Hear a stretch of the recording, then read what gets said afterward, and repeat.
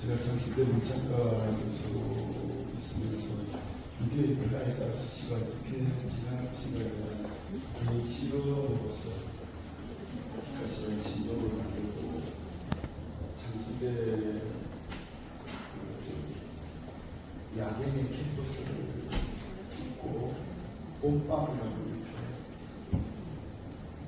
써서 발표를 2004년 4월 2일에 서울 디지털 한국문화공수관 연재공원에 발표를 했습니다. 그래서 최초의 기가시를 봄밤이라고 이렇게 이야기하는데, 제가 기가시를 개인 실험으로 제안했던 이게 오승적을 중심으로 지역미래 운동으로 펼쳐졌습니다. 그때 장시대 문창과 교수이실 때 위체감이 진대에서 게임 교수로 근무하시고, 그래서 특히 조선계 최 교수가 디가시 운동을 주도하고, 그래서 그게 커지면서 우리 한국 디가시 연대 김종혜 회장님께서도 합류하셔서 리더십을 발휘해서 오늘의 디가시가 있는 겁니다.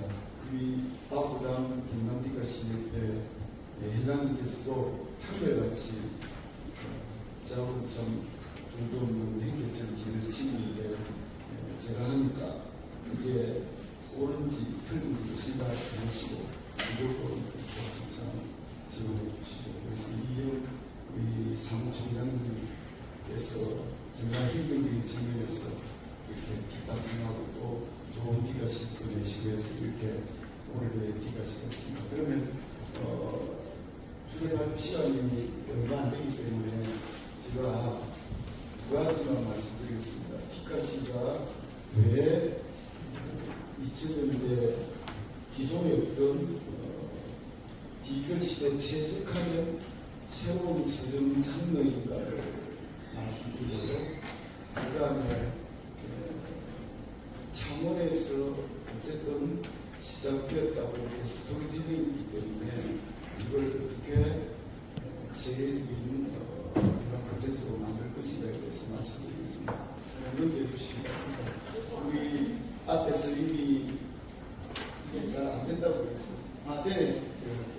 앞에서 충분히 말씀드렸기 때문에 우리 한경보 의원께서 이런 자리를 마련해 주시고, 어느 날 저보고 한번 만나서 디가시에 대한 이야기를 하자고 있어가지고 그게 기회가 돼가지고 오늘 이런 멋진 자리가 만들어집니다.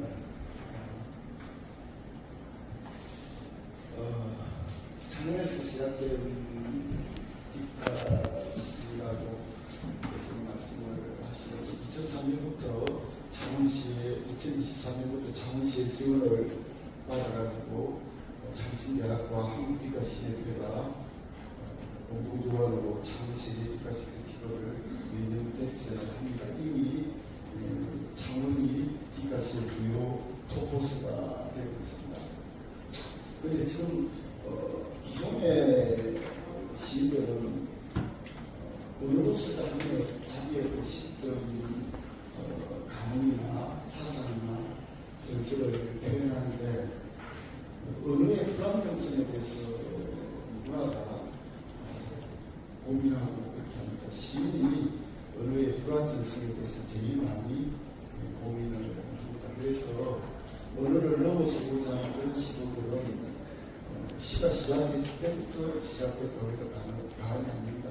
일상으로는 시를 표현할 수 있기 때문에 상징화한다든지 비유한다든지 아니면 심지어는 언어를 행태화한다든지 아니면은 그림에서 어떤 다른 물질을 끌어들이듯이 시에도 사진이나 뭐 다른 그림 이런 것들을 예를 들어서 서양에서는 부채시 혹은 행태시라는 이름으로 시를 했고, 동양에서는 시서화라는 그런 그림과 언어를 결합한 그런 시도들이 있습니다. 그런 측면에서 디가시는 그와 비슷한 것으로 생각할 수 있습니다. 굳이 왜 사진시라고 하면 그걸 왜 디가시라는 새로운 이름이 필요하냐? 디가시는 전에 어떤 전혀 새로운 몸이기 때문에 새로운 이름이 필요한 겁니다. 자, 그러면 피카소는 디지털 한계 자체를 시식의 도구로 활용하는데 2004년에 제가 기회 있을 때마다 말씀드립니다만 2004년에 피카소가 이제 첫 모습을 드러낼 때 그때 하버드대 중퇴를 한 저커버그가 페이스북을 창간하면서 SNS 시대가 됩니다. 그래서 2004년은 SNS가 막 시작되는 그런 디지털 플랫폼이 구축되는 그런 상징적인 해입니다. 그때 피카소가 드러났다는 것은 참 유명이지만 필연이 아닌가 그런 생각이 듭니다. 제가 있을 때마다 또 말씀드리는 것이 앙리 브레소옹이 유명한 포토 저널리즘을 창시한 분인데 이분은 19세기, 20세기죠. 20세기 초에 태어나가지고 2004년에 21세기의 세상을 잡고 했는데 라이카라는 소형 카메라로 세계 곳곳에 어떤 주요한 역사적 사건이나 인물이나 일상 이런 것들을 찍었습니다. 그걸 결정적 순간이라고 했습니다.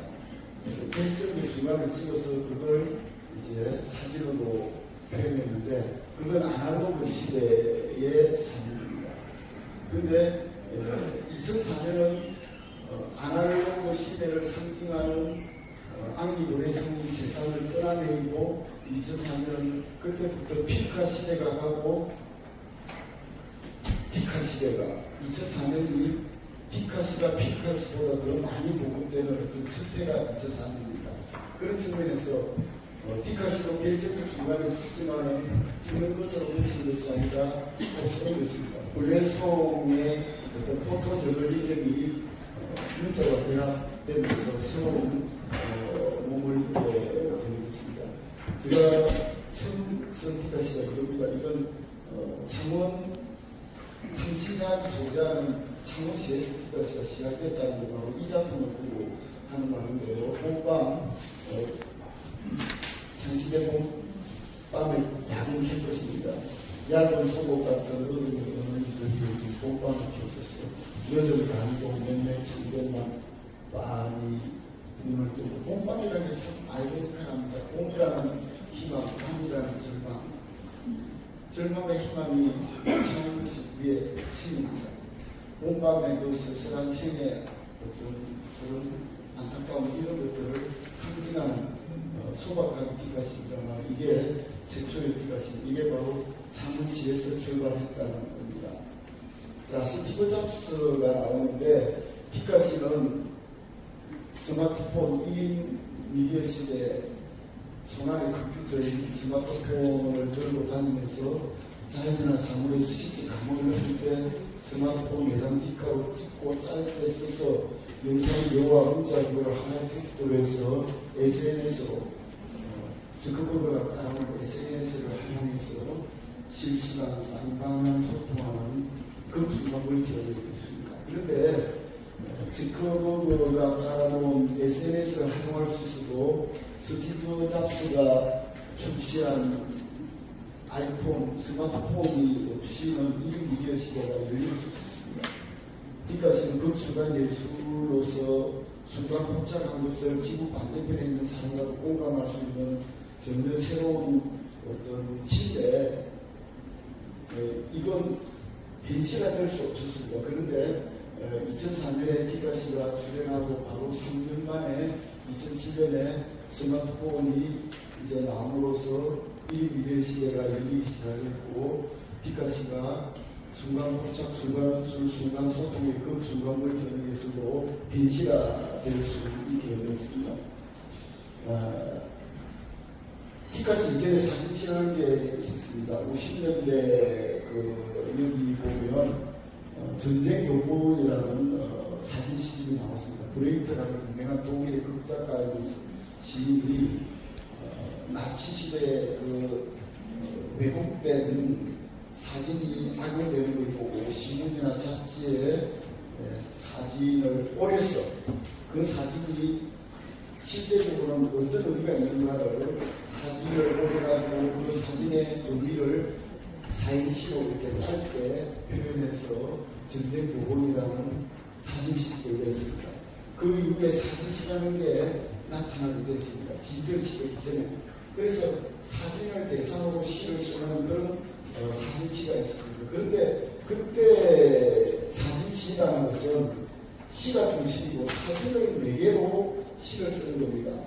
그 사진기가 나와서 화가들이 사진을 찍어가지고 그림을 그리듯이 사진시라는 것은 사진을 소재로 해가지고 시를 쓰는 겁니다. 시를 쓰고 나면 사진이 없어도 시 자체는 완결시를 치는 겁니다.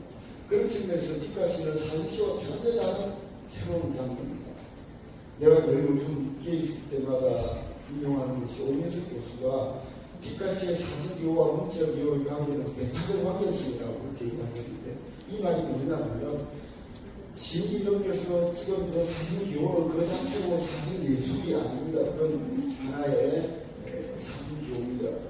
그리고 시인이 느낀 그 감흥을 언어로 표현한 것도 그 자체로 완결된 시는 아닙니다. 문자기호입니다. 문자기호와 사진기호가 한 몸이 되어가지고 사진기호는 사진기호대로 가고 문자기호는 문자기호대로 가면서 제3의 텍스트성 메타적 두 개의 다른 입으로 완결해서 하나의 목소리를 내는 것이 뒷가시다. 그런 측면에서 창작 방법이나 미학적 측면에서 전혀 기존의 사진시와 다른 전혀 디지털 시대의 새로운 양식입니다. 물론 해야 될 새로운 것은 없습니다만 그것이 끊임없이 조금씩 지나고 시대 정신을 담으면서 새로운 장르로 나타나게 되는 것입니다. 그런 측면에서 뒷가시는 디지털 시대의 기존의 어떤 전혀 새로운 서술 방식이고 김 교수님이 계속 강조하시는 것처럼 이 시대 정신을 너무 잘 드러내고 있다는 디지털 정신입니다. 이게 20년 동안 뒷가시가 순간 포착, 순간 어술, 순간 소통이라는 극순간을 견뎌가는 이 전체성이 확보가 될 겁니다. 앞으로는 아마 해체 뒷가시 같은 것도 나오지 않을까 생각합니다.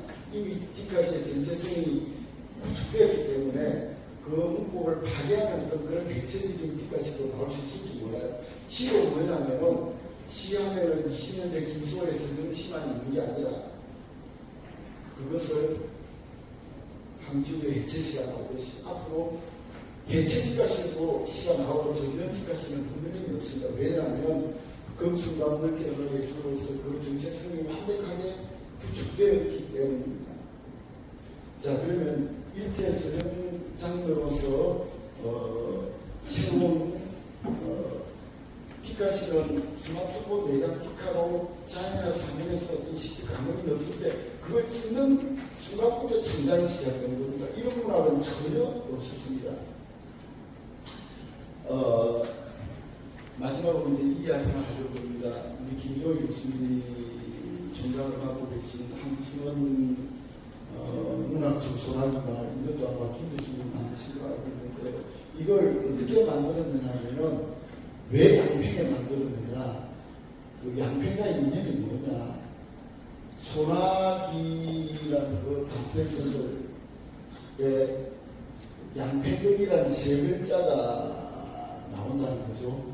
윤초실의 정소녀가 몸이 아파 죽고 소녀의 아버지를 양팽으로 이사하게 된다는 스토리텔링으로 한국 최고의 문학촌을 만들었습니다. 창시대학이 소재하는 창원시에서 창시대학이 시작된 뒷가시는 창원에서 시작된 것이니까 이 하나의 스토리텔링만 해도 얼마든지 뒷가시 문학관도 만들 수 있고 뭐든지 할 수 있습니다. 오늘 끝까지 한주부님께서 계신데 앞으로 뒷가시는 지금 고성도 그렇고 창원도 그렇고 부산은 또 부산대로 뒷가시 중심으로 한 학과까지 생겨가지고 아카데믹한 어떤 문화活동을 합니다. 지금 6월 12일부터 16일까지 해외에 있는 외국 학생들을 초청해가지고 뒷가시 대학생 학술 교육전을 김명철 고대학교 센터 캠퍼스에서 합니다. 그건 그대로 하고 있고요. 그래서 창원 장대로 장신대학과 한국 뒷가시 협회와 시가 창시의회가 이 피카소를 브레이크해서 이렇게 창원시의 문화 발전과 새로운 문화 도시로서의 그런 단초가 되는 그런 시간이 됐으면 좋겠습니다. 감사합니다.